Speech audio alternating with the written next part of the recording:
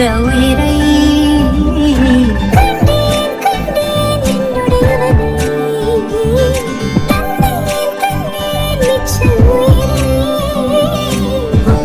உன்னை பார்க்கையிலே தொட்டு கிடைத்த தனிமையினை கற்று தந்த காதல் வழி விட்டு போனதே.